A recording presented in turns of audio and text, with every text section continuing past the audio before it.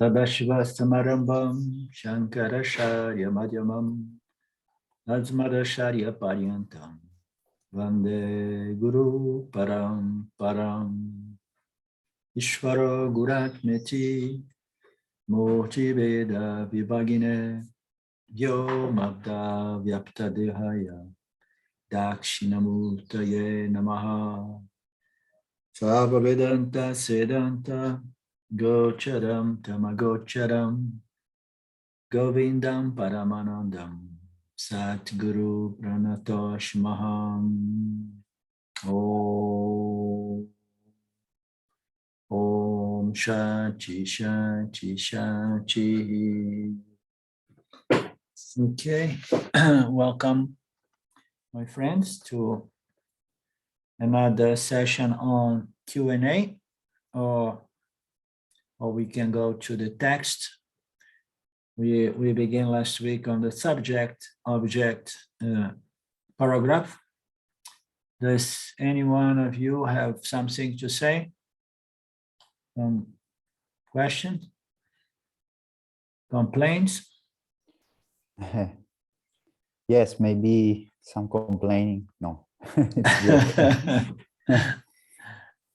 No, only to say that the last lesson was, I don't say nothing, but it was very, how to say, it was very in time, no? The real synchronicity, because in the last time I had really this this problem that is not a problem, of course, it's simply your evolution in Vedanta about the shifting identification, because it becomes shifting identification. So it becomes always more clear that I am Brahman, and then I am not the body and the mind.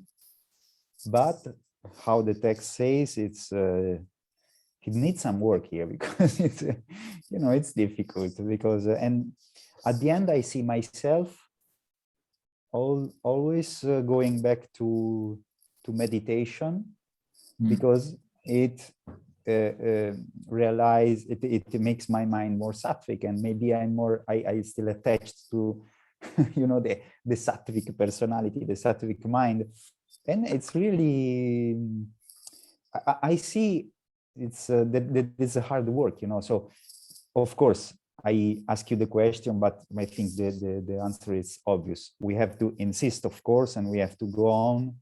And at a center, I ask you, at a certain time, something will happen, right? Something will change, or at a certain time, at certain time you shift, and then you don't have any doubt, or what is the other option? I don't know. I don't know, because it's like that. I see myself going back to my old meditations sometimes. It's 50-50 now, or maybe 40% it's Vedanta and 60% is still the old one. So I see this, and I ask you, do I have to go on, maybe, because I don't know. I want to reach this. Lynn is going to answer you. Yeah. I don't know that I'll do that, but I was thinking the other day I was in meditation, and I do meditate. Japa is wonderful, because every time I sit in meditation and some vritti appears other than the mantra, I get to see it, separate it, go back to japa. And it's like you're training yourself to be the witness, in a sense. I don't see how there's any conflict. It's just schooling the mind on dispassion and focus. And I don't think, why would you ever want to give up meditation? I mean, even a yani, it still does nididhyasana, right? I don't know what our acharya thinks of that, but Thank you. This is maybe my real question. Thank you, because it's no. This is the question. Maybe do I have to leave meditation, or maybe there is no conflict? So this is what I ask you, No, Aline. I think Lynn is right on, right to the point. You know, I mean, it's a nice practice. She described it beautifully. You know, that she's training herself to witness the mind, and you know, and discriminate. Because if you meditate, taking with you the knowledge, you know, the self-knowledge or the knowledge of Vedanta scripture, and then the meditation is different, you know. So if anything, Claudia, I would suggest you that when you meditate, you forget about the techniques that you have developed or followed for all these years, and start just meditating, discriminating, you know, your consciousness from the mind, and reminding yourself that you are not the silent mind either. You understand? You are the witnessing, you are the light in which that state is coming into play. You understand? So it is nididhyasana after all. Nididhyasana is application of this inquiry, this discrimination, and it can be done in the comfort of our meditation cushion as well, you know. So why to create antagonism about the two practice? I mean, we have Upasana Yoga or Nididhyasana that is nothing but the Vedantic meditation of sitting and allowing your mind to detach from worries and problems and the world in general, and then once the mind is sattvic, and then you just stand there as consciousness, discriminating yourself from the very state of mind that is becoming more, because the state of mind, when the mind is sattvic, it's easier for you standing as consciousness to discriminate yourself from the intellect, from the mind, and from the state, you know. So it's all good. Why not to use all the tools? You know? As far as what Lynn told us, is like there are yanis that they have a vasana for samadhi yoga, for deep meditation, and they stay with that. I don't remember ever reading in the books of Shimayananda that he was saying that, oh, you must meditate, you know. So he was more like, you should rather, you know, understand, and meanwhile do your work and build a better life, grow up, get better, better society. So it depends on the person. Some people have certain inclinations, and they stay with those practice. Some other people they don't, you know, they just they don't see the point of meditating. You understand? But there's nothing wrong.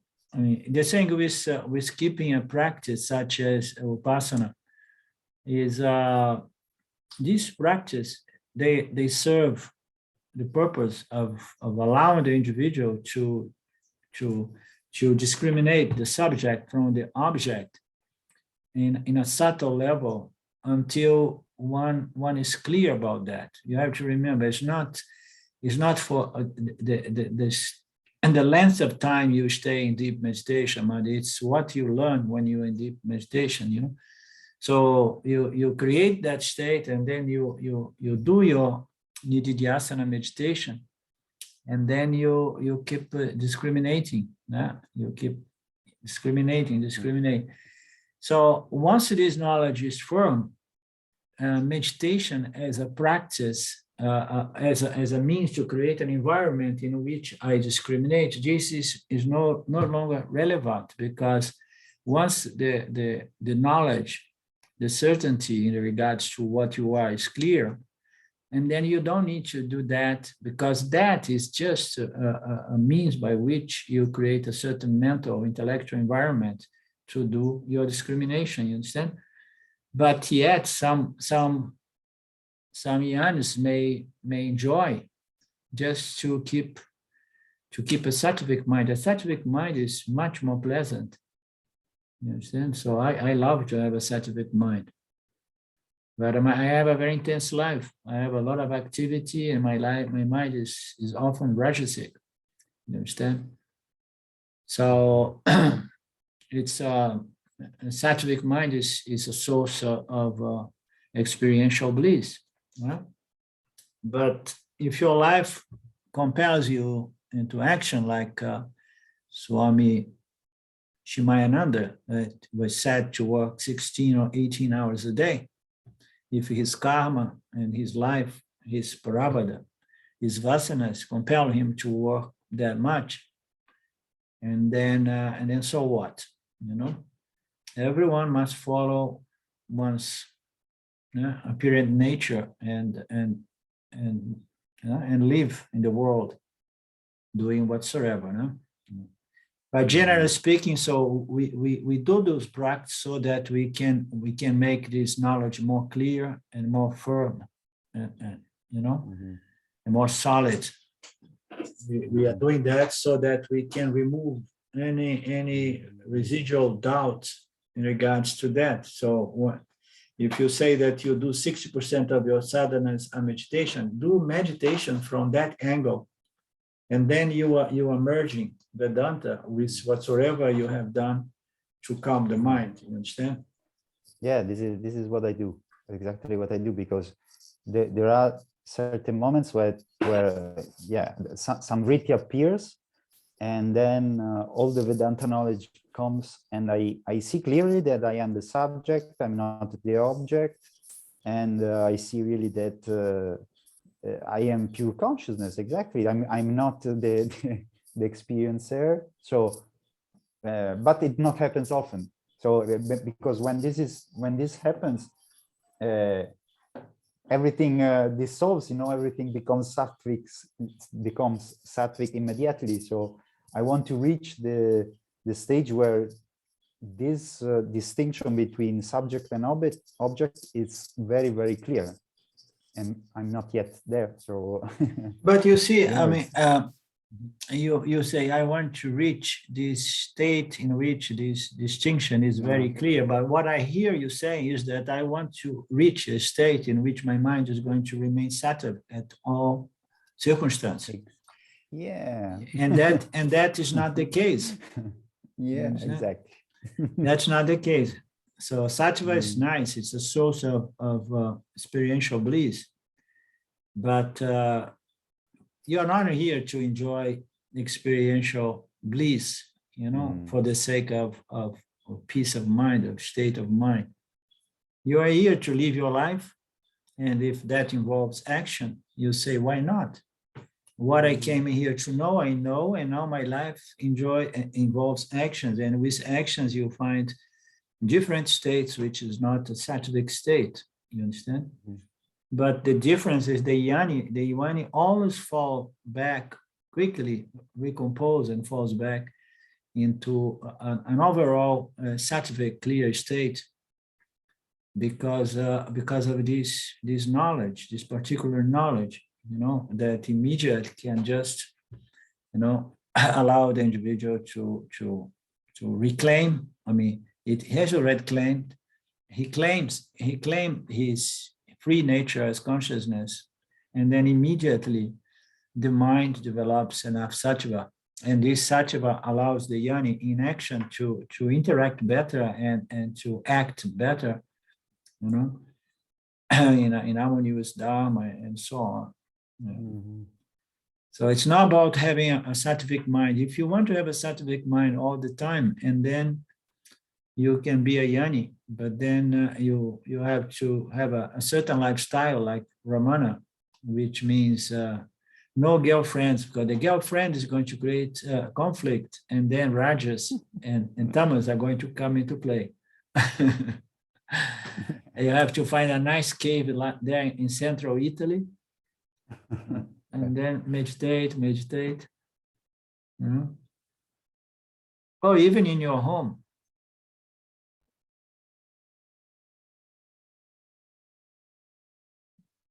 What you want, Claudio? Yeah. A scientific mind or a hard and fast self-knowledge? Cave now. No, I'm joking. No, I want to say, no, now I understand. Yeah, right. It was a misunderstanding. Yeah. Some thoughts that come up. My mind must be always on sattva. No, it must not. Yeah, exactly. Okay. Anything from you, Mark? Yeah, I've come to the realization this year that Nidhyasana, I'm much more relaxed about it now. I realize that my fundamental nature is pure consciousness. And now if I get to meditate, that's great. If I don't get to meditate, that's great. If my mind's a bit rajasic, it's okay as well. You know, I lose it sometimes, but it's always there. And I know that it's there. So I've lost the hurry to, you know, the real pressure, because I know that it's there and I'm on the journey, and it's going to take as long as it takes for it all to culminate in proper realization. But in the meantime, I realize it's my fundamental nature. So I don't feel any stress about that anymore. And every day I do my sadhana, you know, I do my reading of the scriptures and I do my listening to the teaching, and that's it really. And just take it easy as much as I can.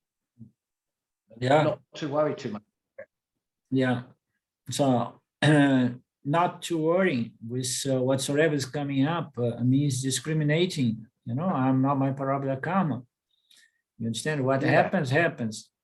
Whatsoever conflict or feelings or this, I mean, it's not a question. You said sometime I lose it, so you don't lose it. It's just that circumstances are different, parabla karmas are different, mental conditions are different, but knowledge is that which is always good. So this self-knowledge, if you really observe, Mark, this self-knowledge is not affected by whatsoever happens in the surface, you know. I mean, things come, and you have no doubt about what you are, and you go through whatsoever, you know, mental, emotional. Sometimes I get caught in the whirlwind of rajas and tamas, and you know, sometimes that pulls me along for a while. That was what I meant to say, rather than lose it. But yeah, absolutely. Yeah.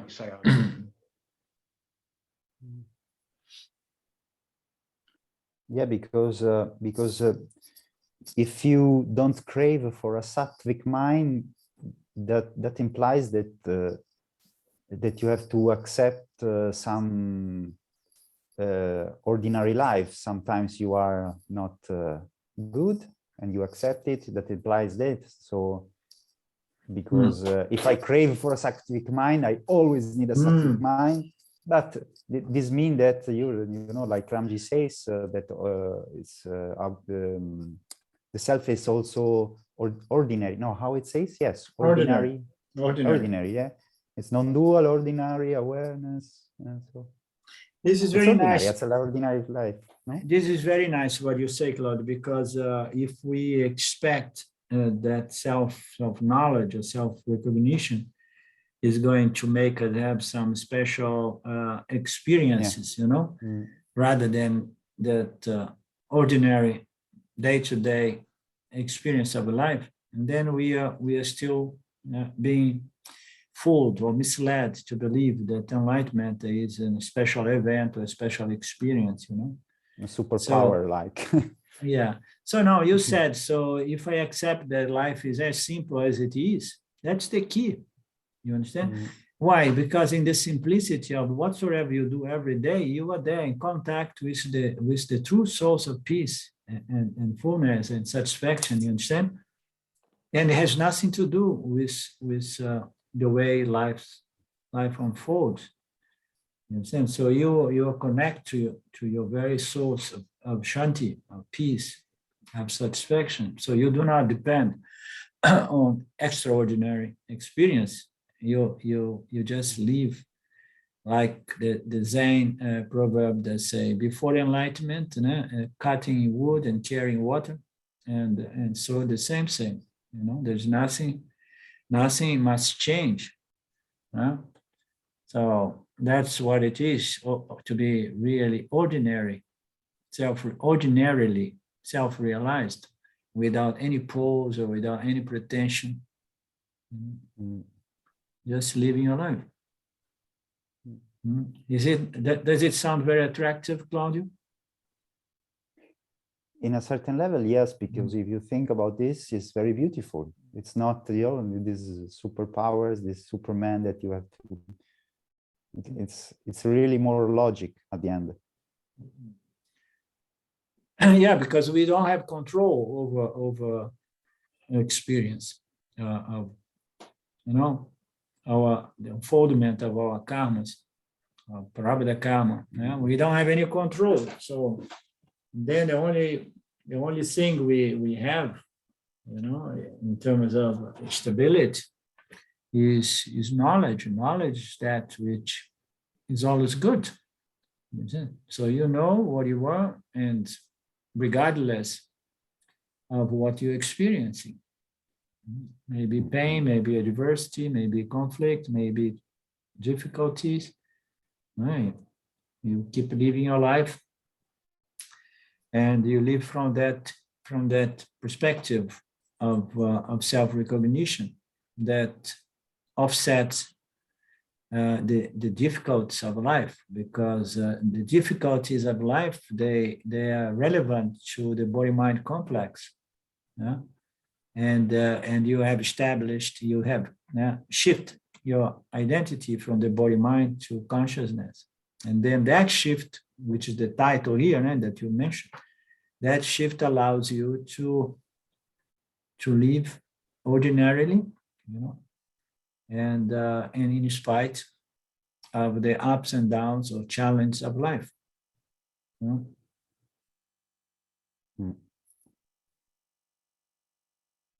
Yeah.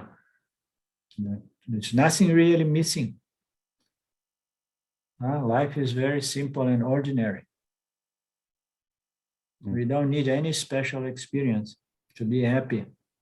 All we need is to know that I'm the very source of peace and satisfaction, because I am limitless.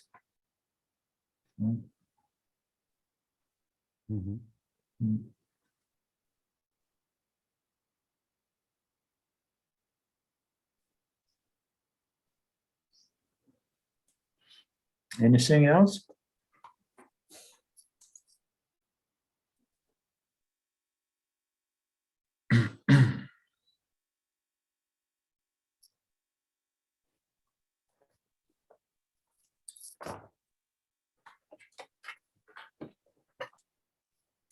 Okay, so we ended up, I think we began the subject-object paragraph, right? But we did not finish it, huh? No. Yeah, okay. So we are all experts in subject and object. We have seen it in several texts.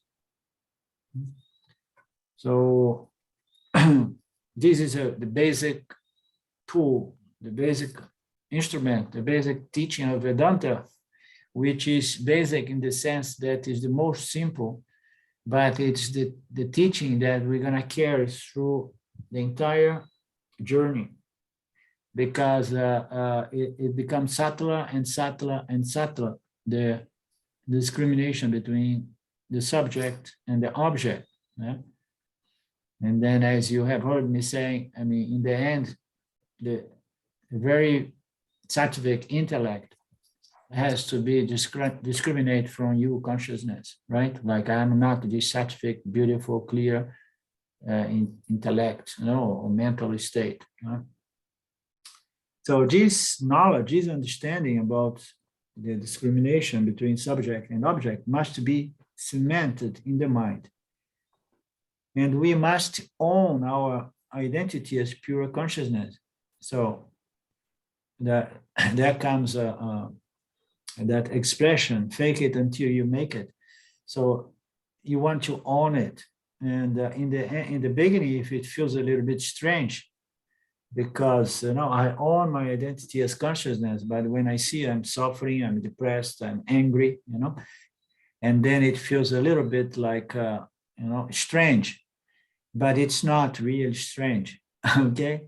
Because consciousness it modifies itself, through the energies, and appears as the mental state, and the mental state can be whatsoever, diverse mental states, including depression and irritation and anger.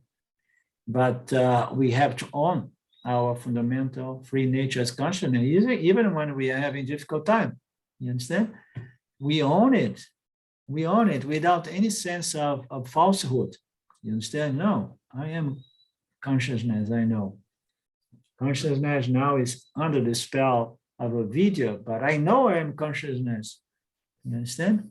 And we hold on to that knowledge until it's clear, and those impurities diminish, and then they start fading. So we must own it, and we need to do a continued reflection on the teachings, because that's going to accelerate the process. And you do a reflection when you do your meditations, Claudia. You just keep going through the Vedanta as you have been doing. The basic logic is that whatever we experience must be different from us, the experience. So I want to clearly establish my identity as the pure seer, pure light of consciousness. And I go about rejecting whatsoever appears to me, even if it's a nice sattvic mental state. It's very appealing to reject negative mental states or painful mental states. But we tend to not reject the beautiful states and rather identify with those good, sattvic, happy mental states. And that there lies a mistake, you understand? Because when it's hurting, and then we want to say, no, I'm none of this. But when it's really beautiful and blissful, we say, I am that. No, now we have to keep doing this discrimination using the same logic. Anything that I experience is not me, I am the pure light. And as James likes to say, and I don't feel like anything. I'm the light. You understand? So a feeling and emotion is the bliss, is just a reflection of my nature, my limitless nature, that experientially comes as a good push sign, indicating that I am really moving the right direction. Because when the life produces too much pain, and then we are not moving the right direction, when it produces ananta, bliss is a good sign. But we have to know that I refuse to identify with this ananda, this experiential bliss, although it's okay to enjoy ananda for as long as I don't identify myself with it. Okay, I enjoy it. Good.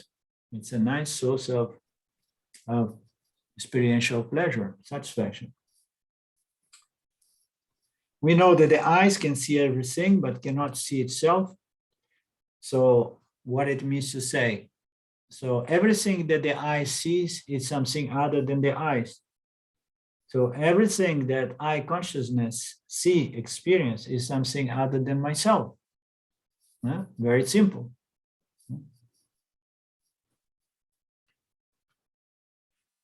It's in both cases, this discrimination is subtle and simple, but not that easy. When we experience a lot of discomfort or pain or challenges, so the mind usually is disturbed, and then the discrimination becomes difficult, because you need to have a kind of a clear mind to do this discrimination, especially on these subtleties levels, So when the mind is experiencing challenge, unfavorable circumstance, and then the mind is really unhappy because, it's experiencing Papa, and then discrimination is difficult. But then we say, yes, but then you try to discriminate. It's painful, but discriminate. And then if you cannot discriminate, and then remember Karma Yoga and take it, as a process of exhaustion of Papa Karma, and understand that you don't have control, but you can have a good attitude about that. Yeah? On the other hand, when we are experiencing peace and bliss and silence and happiness in our deep meditation, discrimination becomes a little difficult as well, because immediately the meditator wants to identify and claim its identity with that experience. You understand? It's very tempting.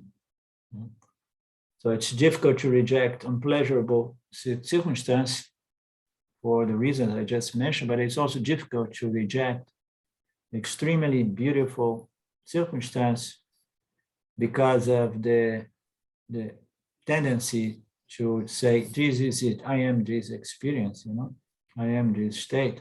But we have to remember that anything that I see, anything that I experience, is something other than what I am.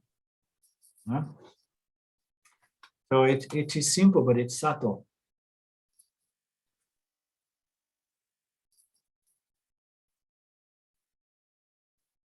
The entire world can be negated in this way. So the entire world can be negated as an object. Every experience. Because it's clearly experienced by me, the experiencer, and then the experiencer, I want to get to the bottom, the true nature of this experiencer, which is not the mind, or it is the mind if you come to understand that the mind is consciousness. The body is also an object experienced by me. It's in an intimate way because it's a strange body that wakes up with us every morning in our bed. And then it's so intimate that we have to tell him, so I'm not you, okay? I'm not you. So the body's moment-to-moment condition is known to me. Every thought and emotion is experienced and known by me. Both body and mind are objects of my experience. The objects of the external world are all phenomenal objects that arise and subside, come and go. They appear and disappear. They appear, they constant flux of change, and then they disappear. And the body and the mind are no different. It's one single organism, I would say. The body-mind, they are two bodies. They are made out of matter/energy or energy/matter. It is one single organism. The body is accessible to me in the waking state only, and not in the dreaming state or deep sleep state. When we are there in deep sleep and when we are dreaming, our physical body is no longer available. But I'm still there experiencing. How? If I don't have my body, I'm experienced through my subtle body. I identify with the subtle body, and then I become the dreamer, or I identify with the causal body, and I become the deep sleeper. So the body-mind complex allows us to interact with those three orders using three different bodies. The mind is accessible in the waking and dream states, but not in deep sleep. Thus, the body and mind are objects of my experience.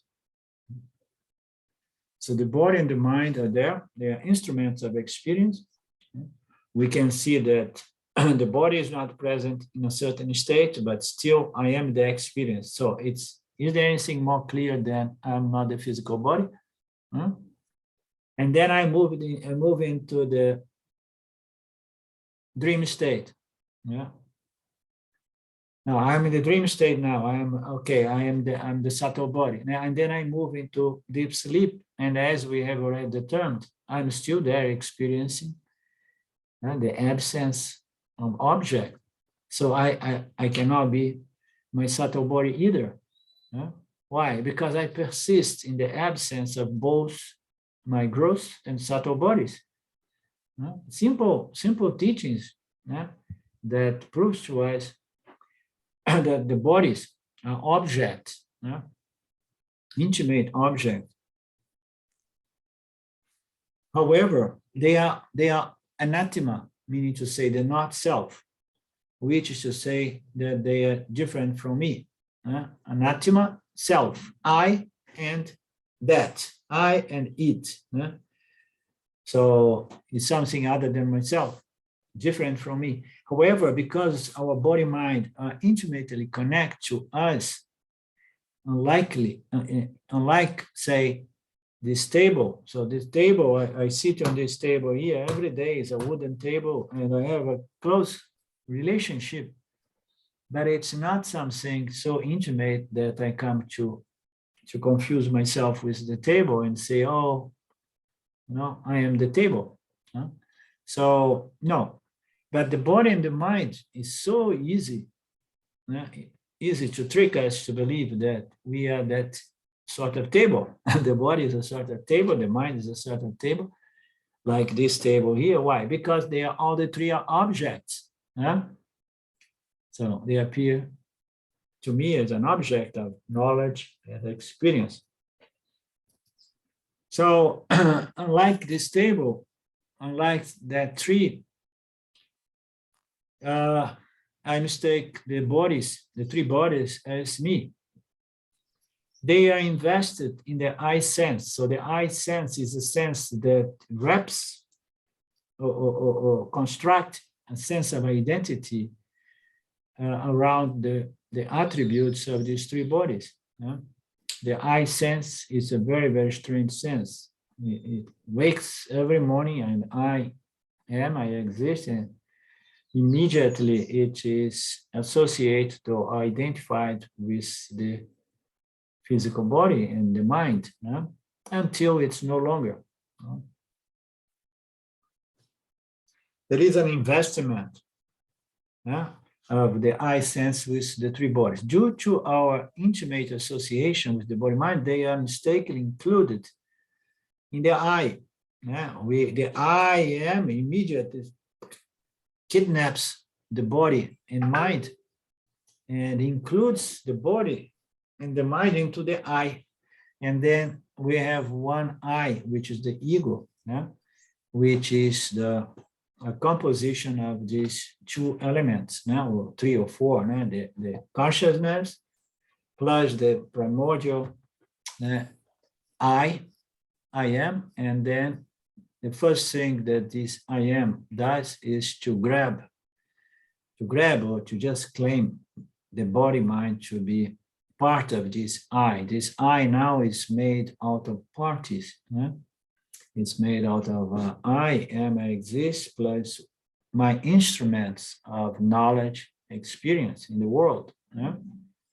So we are doing that to understand how this I, sequesters and pulls, takes away this body mind and integrates within itself. When in fact, the body mind are actually object appearing to you, the true subject, as limitless consciousness. Sustained self-inquiry is needed to overcome this deep-root misidentification.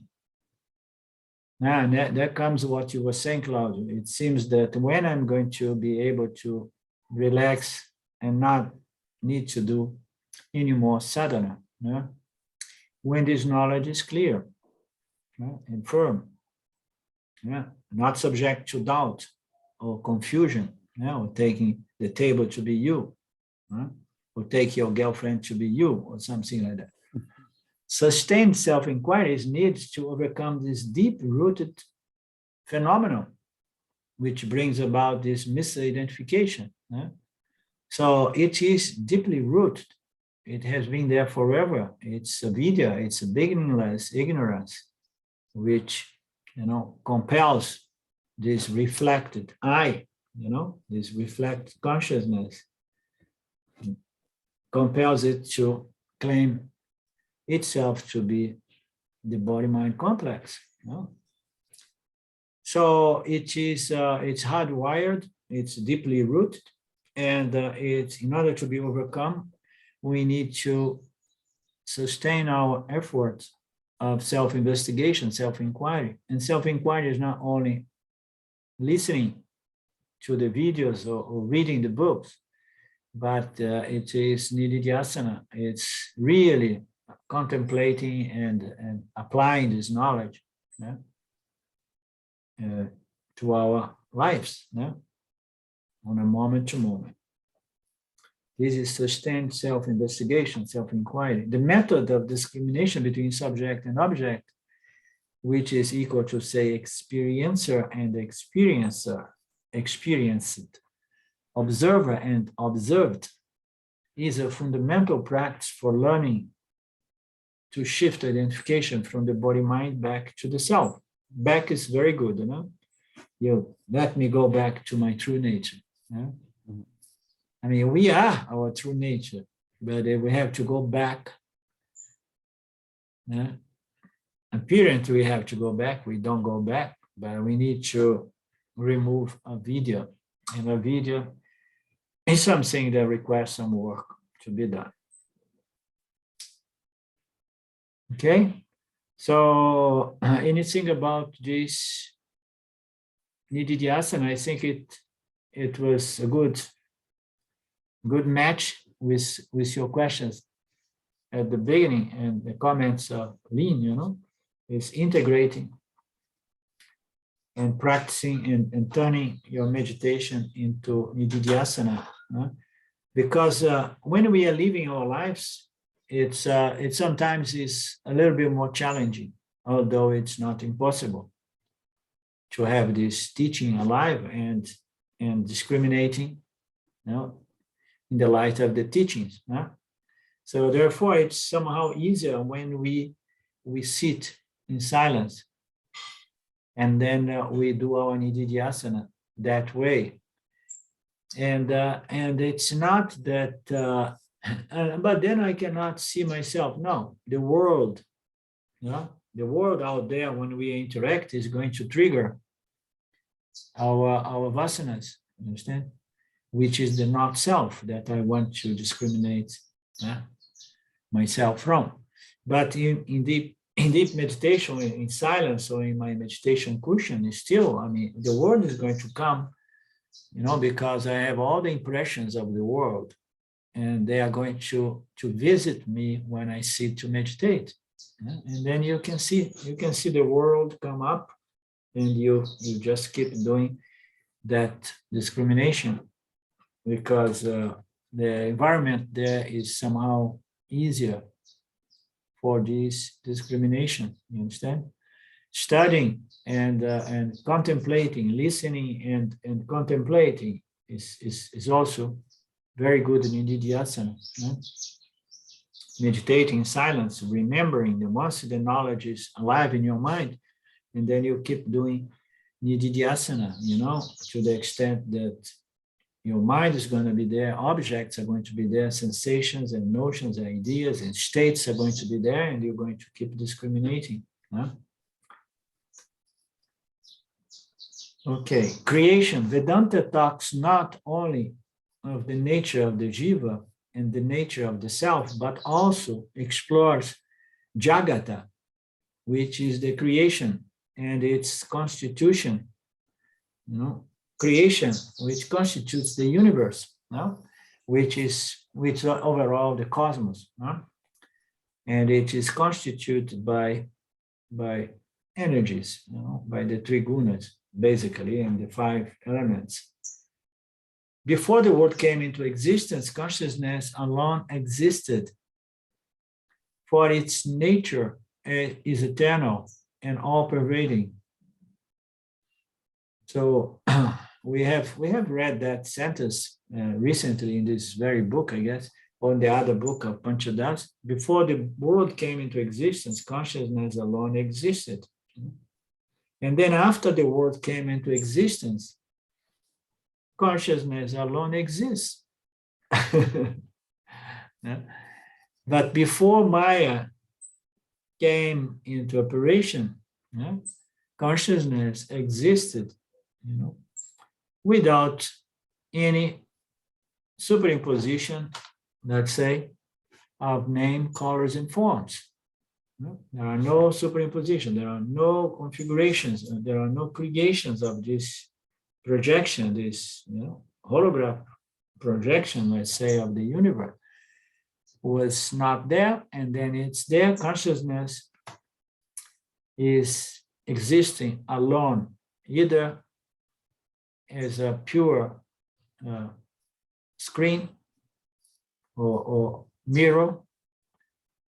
Yeah? But then Maya produced the world, and then the world reflects in consciousness. So consciousness is always there, pure, alone, with or without the reflection of the world. The nature of consciousness is all pervasiveness. In this context, consciousness is called Brahman, which means infinite, limitless. So the universe, when the universe alone is, we have Brahman. When the universe exists and Maya comes into play, and then we have Brahman, but Brahman is apparently obscured by Brahma and by Jagata and Jiva. Yeah? So in this context, consciousness is called Brahman, the manifestation of the universe, constituted by Brahma, Vishwara, Jiva, Jagat. This Brahman, in the absence of the universe, appears as limitless, infinite consciousness as well. The word Brahman and Atma, the self. So now he presents two words, Brahman and the self, both point to the same thing, and I use depending upon the context of the discussion. So we use to Brahman and we use to the self when we are trying to identify the nature of Brahman in the Jiva Atma. We call Brahman consciousness, the self, the same I that that appears in the Jiva Atma, the self, the fundamental nature, the self, conscious self. So from the standpoint of the individual, we use the self, the Atma, to identify Satchitananda. And when we look from the standpoint of the macrocosm, then we say Brahman, which is infinite limitlessness.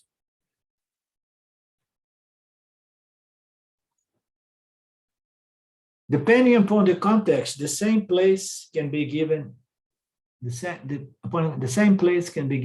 names. When abroad, I might say that I live in England. When I'm back in England, I say I live in London. When I'm in London, I will say specifically where I live in London. Similarly, the self can be referred to by different names depending upon the standpoint, but it all points to the same one, Satchitananda, existence consciousness of the nature of limitlessness.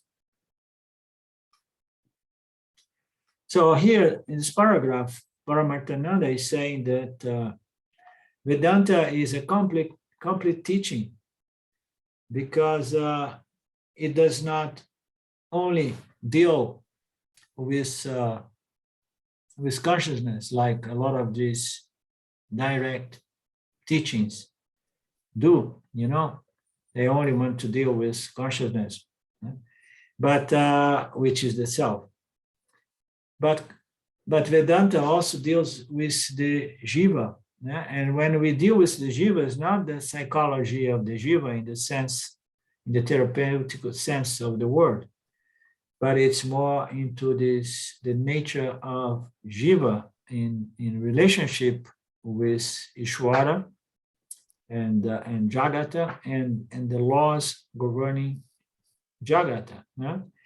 So we deal with jiva, we deal with the self, But we also look carefully into Jagata, which is the manifestation, the Dharma field.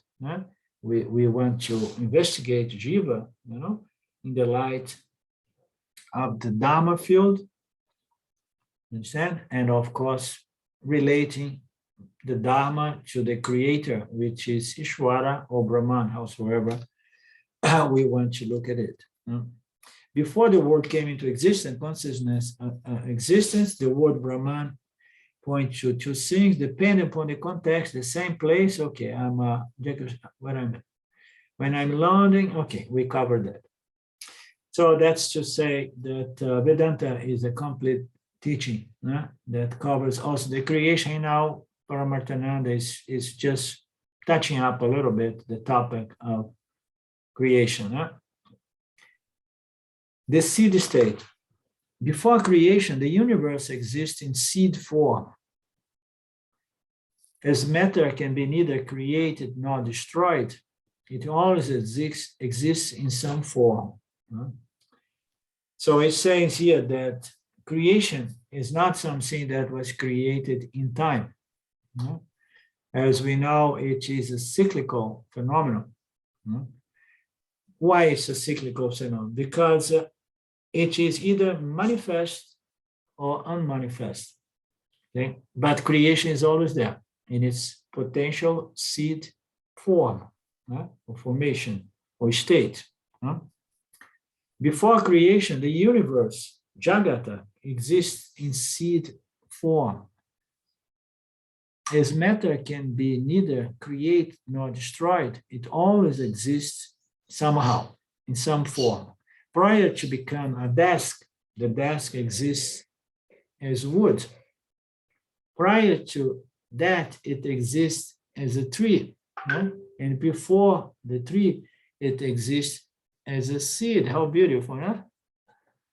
You see the cycle? So nothing really is created, you understand? Everything is already there. It's just transforming, changing from the seed form to, different names and forms, to its potential macrocosm condition, to its manifestations. Nothing is created anew. Creation simply manifests what already existed in potentiality. Prior to manifestation, the entire cosmos exists in the causal body in an invisible, dormant, unmanifest state, the macrocosmic causal body. This potential state of existence is called Karanavashta, the causal state of the universe. So the universe exists in its seed, potential, the macrocosm causal body of the universe. This Karanavasha state can be divided into two aspects. The first is the causal body, known as avidya. The second factor is the potential form of the entire world of experience, known as Maya. This is a very nice discussion. So Swami Paramarthananda is going to present us a subtle distinction between Maya and avidya.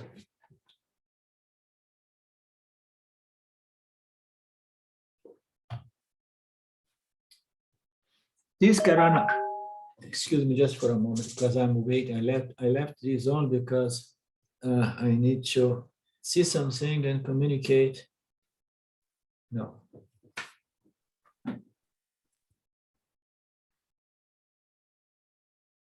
The Karanavashta state can be divided in two aspects. The first is the causal body, known as avidya, this fundamental ignorance. The second is the potential form of the entire world of experience, known as Maya. So we have two phenomena there in the Karanavashta, which is the macrocosmic body of the universe. One is the potential to project and manifest, which is Maya, the potential form. The factor is the potential form with the power to bring into manifestation the world we exist in. The other is known as avidya. No? Together, Maya and avidya form the unmanifest avyakatam. Before creation, we have Brahman, pure limitless consciousness, and we have avyakatam, the unmanifest. Together, Maya and avidya form the unmanifest avyakatam. Okay, so we are saying now that there is something such as a power, it's power Maya, and the Maya, this potential, this macrocosmic aspect of the universe, this potential macrocosm, which is Karanavashta, it has two aspects, Maya and avidya. No? Together, Maya and avidya form the unmanifest avyakatam. No?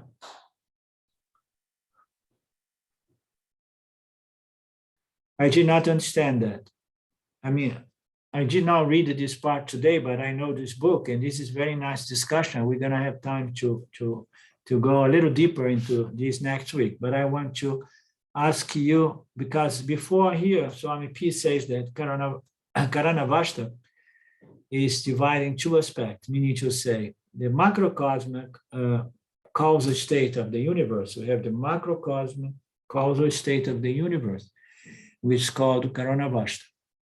It's divided in two aspects, the causal body known as avidya, and the second is the potential seed of the universe, which is known as Maya. Yeah?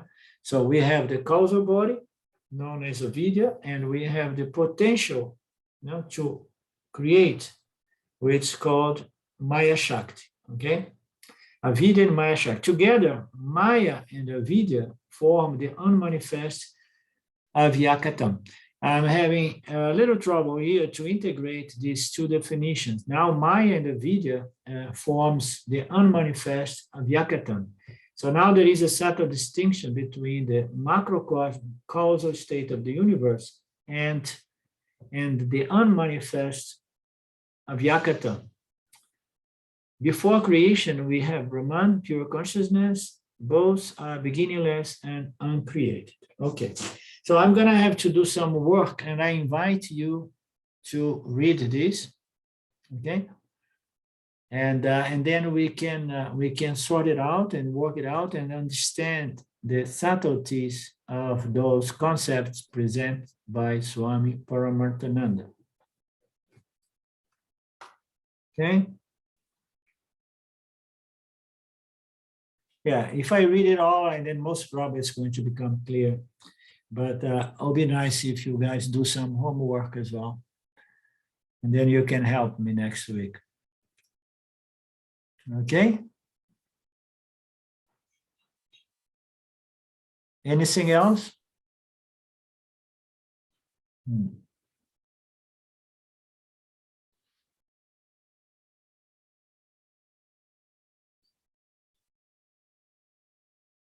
Om Purnamada Purnamidam Purnamudachyate Purnasya Purnamadaya Purnamevavashishyate. Om Shanti Shanti Shanti. Thank you, Lord. Thank you, my friends. We meet again next Monday now with Panchadas. And I love you, and I see you again soon. Okay, namaste. Ciao, Merry Christmas. Ciao, ciao. Merry Christmas. Well said. Yeah. Yeah. Bye now. Ciao, Bye-bye. ciao.